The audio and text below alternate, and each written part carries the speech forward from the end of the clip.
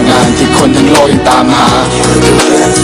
มันอยู่ตรงปลายฟ้ามันอยู่จนไกลสุดสายตาหรืออยู่ในใจของเรามันคือสายน้ำในชีวิตมันคือลิขิตที่ใครกำหนดมันคือสายน้ำที่เลี้ยวรถหรือเป็นทะเลกว้างใหญ่ที่ยาวและสุดจะอย่างสิ้นหรือเป็นแค่คนคนหนึ่งที่ฉันรู้สึกในใจ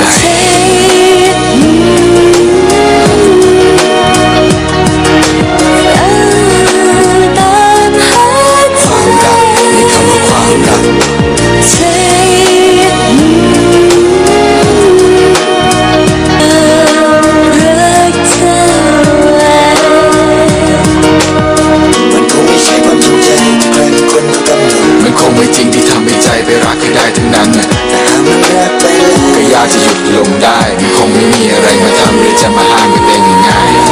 ๆฉันจะต้องลืมจะต้องจากจะต้องเจ็บจะต้องหยุดรักถึงมัน